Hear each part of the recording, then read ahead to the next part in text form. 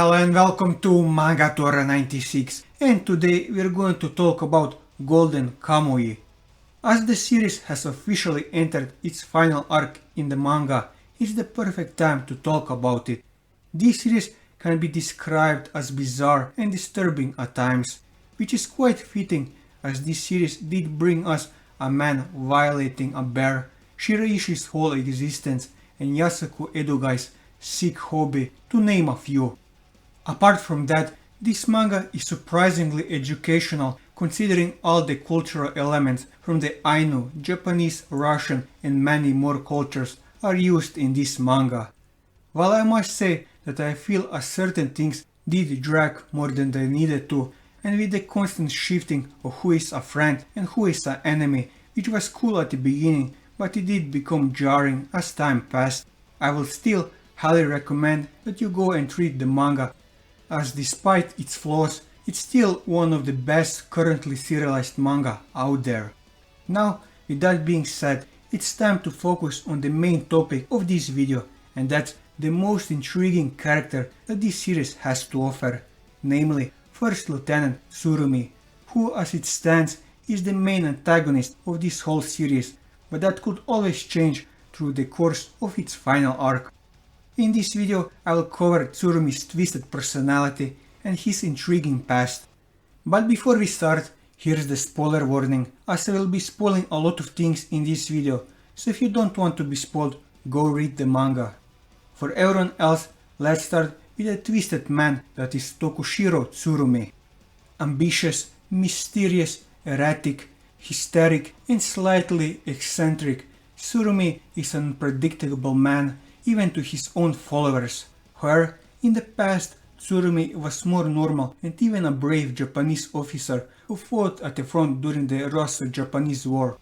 Receiving a shrapnel in the head and then the general bitterness at the poor treatment his division has received after the war has made Tsurumi psychotic and violent, though his manipulative tendencies have already been present even before the injury, having manipulated most of his current subordinates into joining him. It's unknown whether he's already had sadistic tendencies back then or not, as Tsurumi, before his injury in the flashback, clearly didn't want so many soldiers to rush mindlessly into war to be killed. But when he recalls the war, he states how the sky spurred with blood of the fallen soldiers was one of the most perfect sights he ever seen. He is prone to treating people and personally inflicting physical injury on his enemies, but hides his brutal tendencies under a veneer of sympathy. Tsurumi doesn't care whether someone is his ally or foe once they did something he didn't like, such as he beat Captain Wada's finger off and had him killed and feeling insulted by him. He also genuinely admires the macabre work of Edogai and develops a friendship with him. Tsurumi never becomes angry, but coldly manifests his rage with a brutal gesture, perhaps due to his brain damage. Tsurumi mentioned once that he has trouble controlling his temper ever since the brain damage, showing that he is self-aware and sometimes uses his brain damage as an excuse of his actions despite that. Although not being able to show normal emotions since the brain damage, he suffers from mood swings as well as sudden outbursts of violence and leaks more brain oaths than normally when dealt with certain emotions. Tsurumi aims to take over Hokkaido and is very ruthless in his methods. He kills anyone in his way who threatens his plan. He seems to still hold the men under his command in high regard, but hates traitors. He has shown a level of care for his subordinates as seen when he tries to get Nikaido to eat his food and provide prosthetic limbs for him. Tsurumi is also a very charismatic and manipulative man that can sway the minds of other people with a powerful and explosive speech. As a result, he is not above lying to other people if it's to get what he desires, such as loyal and strong followers. Tsukushima, for example, who Tsurumi lied to for 9 years and had him study Russian in order to become an interpreter just to get him out of death row, recruited him into the 7th Division and made him one of his loyal followers. Under the identity of Koichi Hasegawa, Tsurumi was a humble and compassionate man who loved his family and was also kind towards strangers who had come to him for help. He was also a very observant man, as he easily noticed how other people would behave and the other unique traits that they displayed.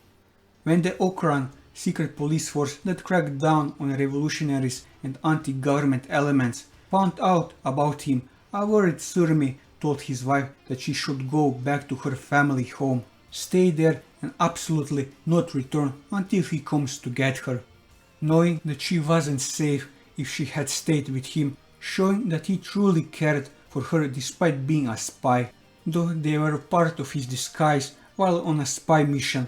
Tsurumi genuinely seemed to care about his family as he spent time with them in their final moment and became disillusioned with the Japanese government as a result of their death. As for his past, Tokushirou Tsurumi was born on the Niigata mainland to a father named Tsurumi and a mother named Hasegawa. While talking to the herring magnate, Tsurumi mentioned that his family used to be wealthy but fell on hard times. This is further proved by Tsurumi's skillful piano playing and his rank as first lieutenant, which is also evident of him finishing the Imperial Japanese Army Academy. Tsurumi joined the Imperial Japanese Army and he was sent to Russia to act as a spy under the guise of Koichi Hasegawa, a photographer who came to live in Vladivostok because of his father's work. He met and married a Russian woman named Fina, and together they had a daughter, Olga. The three of them lived peacefully in Vladivostok, with Fina taking care of the baby and Tsurumi out doing field work as a spy while taking photographs with his camera. One day, Tsurumi was taking photographs of the town of Vladivostok and he hears a howl coming from behind. Upon seeing a wolf nearby, he attempts to take a photo of it, but by then he had already run away and he notes how rare it was for one to come close to a human dwelling. Tsurumi then returned to his store where he was welcomed by Fina and he asked if Olga had been good. When Fina notified him that they were customers, Tsurumi heads up front to see two men and a woman greeting them.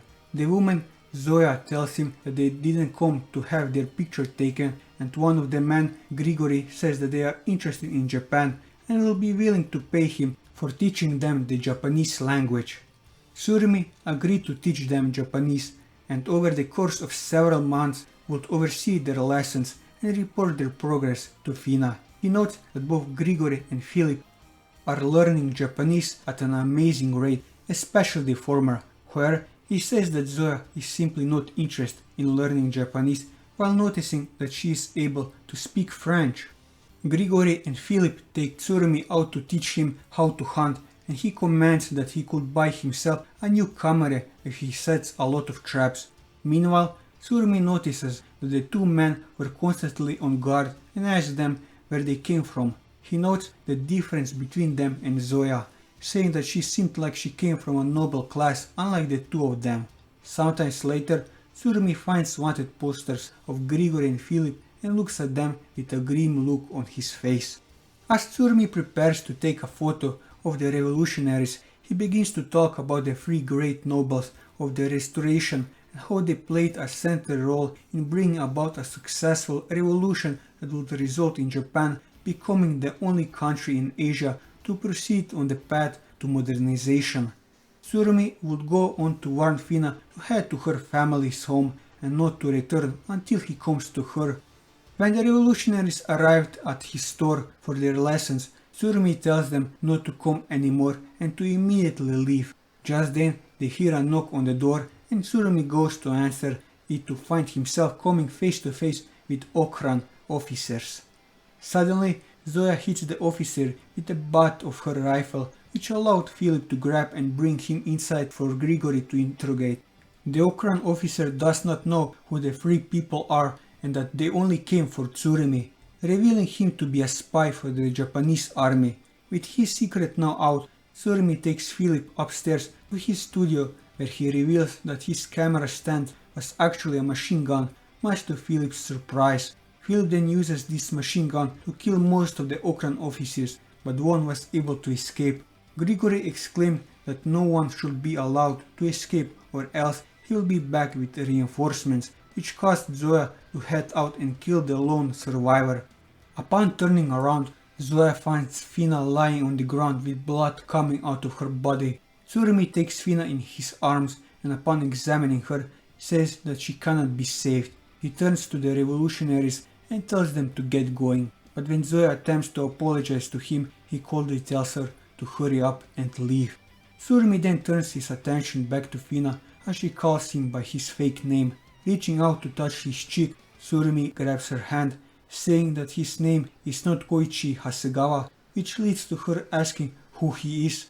He reveals his true name to Fina before taking Olga in his arm one last time. Tsurumi takes Fina's and Olga's body back to the store, laying them in the bed before lighting the store on fire, and walks away from his life in Russia.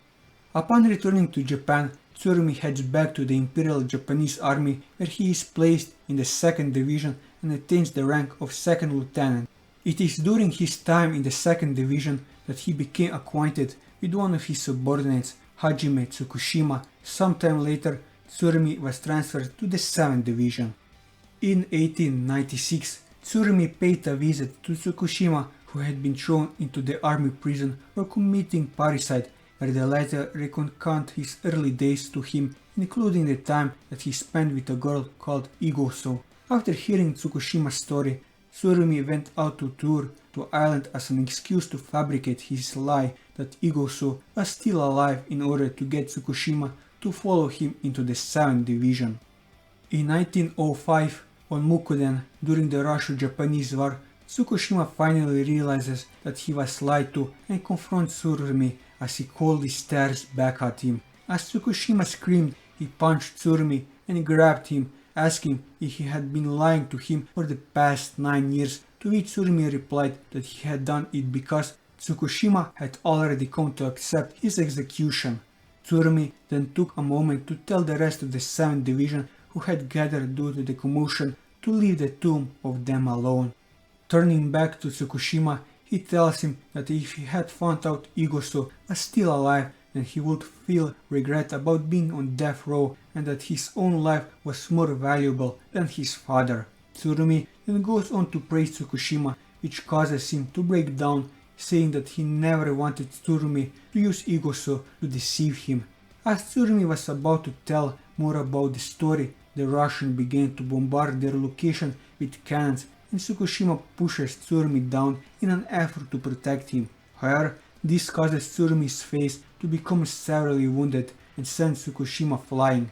The 7th Division tries to rescue the both of them as Tsurumi blinches from his wound, screams for Tsukushima, asking if he's still alive. The other soldiers then bring the both of them to a frozen body of water to be carried away on sledges, unknowingly running into soldiers whom they would have a fated encounter with in the future. With this, I covered everything that I wanted to cover on Tsurumi. And that will be all for this video. If you like this video, leave a like, leave your thoughts in the comments below, or subscribe to the channel for more manga reviews and One Piece content. And until next time, take care.